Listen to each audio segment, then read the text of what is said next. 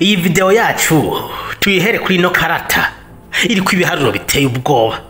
Itubwira urugero rw'ubushomeri mu gwaruka go ku mugabane wa Afrika, aho abajene bagize ibice 60% byo bakuriye umugabane bugarijwe n'ikibazo c'ubushomeri. Amareta y'ibihugu byinshi kuri uyu mugabane yazanye umugambi wa entrepreneuria cyane kwihangira imirimo ku bajene mu ntumbero yo kuvavanura n'ubushomeri. Urugwaruka gwemejwe ko neza abategereza gushinga ama entreprise yabo, bakaba ba patron, bakaba ba boss, aho kwama baza gusaba ubuzi batari buronye.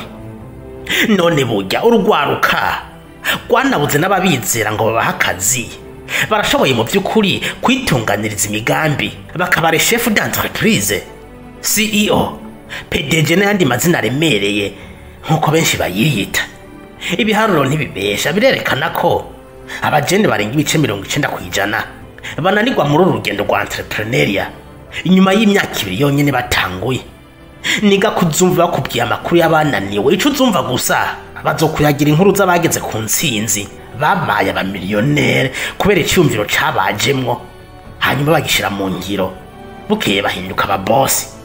Ese nk'ubu entrepreneuria nkuko tuyizi muri Afrika gwo ari uruhendo ngo runo gwaruka barugumize mu myizero ko nubwo babuze ubuzi bashobora kuba aba millionaire kubera ivyumviro bibuzuye mu mitwe? Ese nk'ubu yobara amayeri yo gusamaza urugwaruka mu kubadandaza indoto zitazopfa zibaye ukuri? Fyonda like na subscribe ndakwinjize mu gitabo ca Joel Nobisi, umunyakameruni yavumbuye ibanga, yiyemeza kurisangiza urugwaruka rw'umugabane wa Afrika. Iki gitabo cyitwa Jeune Entrepreneur Africa. Ushobora kuba waragisomye ariko ntugitahure neza. Uno munsi ngiye kukwibira ibanga rizwi n'abake ryinyegeje muri kino gitabo kubijanye no kwihangira imirimo ku bajene bo mugabane wa Afrika. Muri kino gitabo Joel Nobisi atunga gatoke abagurisha indoto ku bajene ba Afrika, abambera avuga n'aborganiza amakonkuru cyangwa amahiganwa kugwaruka rufise ivyumviro birashe byo kwitunganiriza imigambi. Avuga ko intumbero nyamukuru y'amashirahamwe yorganiza ibi bintu so gufasha urugwaruka mu bijanye na entrepreneuria, ahubwo babikora nka business. Baba banazi ko runo gwaruka atana hamwe rushobora gushika, baba bazi ko bobo bishakira visibility, berekane ko bari gufasha mu mafaranga bahawe nk'imfashanyo kenshi zipfuye mu mashirahamwe mpuzamakungu, ariko mu by'ukuri nta profit, nta impact, na sustainability kuri aba bajeni boneka.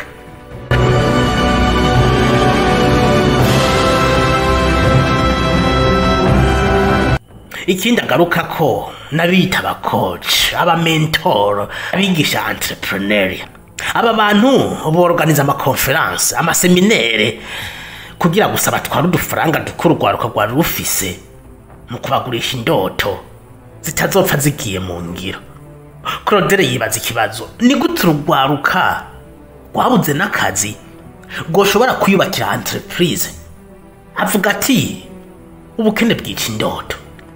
Runo rwaruka kenshi ruba rwaraniyakiriye kubera ubuzima bw'umururazi baba baraciyemo.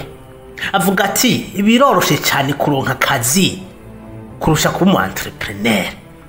Mbere ngaha andagaruka ku bintu bitatu kenshi muri Afrika abantu bitiranya: umu entrepreneur, umu businessman, n'umu investisseur. Muri Afrika bino bintu byose baravyitiranya, ariko mu by'ukuri si bimwe. Umu entrepreneur n'umuntu akemura ibibazo by'abandi, azana inyishu y'ikibazo kiba kibangamiye abantu muri societe. Ariko muri Afrika n'ushinze boutique yitwa entrepreneur, n'unyuruje amatungo y'igihugu agashinga societe yitwa entrepreneur. Twese ntidushobora kuba aba entrepreneur kuko bisaba kugira ubwonko budasanzwe, bisaba kuba umuntu atari normal, bisaba kurinda ibibazo ugahangana navyo hakubihunga.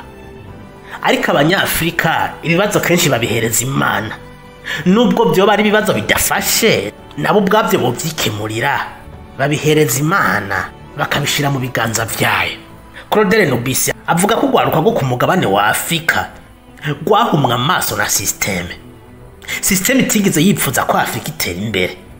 Iyi systeme ihera mu ishuri, uriga bakakwigisha ibyo bateguye bazi neza ko atanahamwe bizogushikana.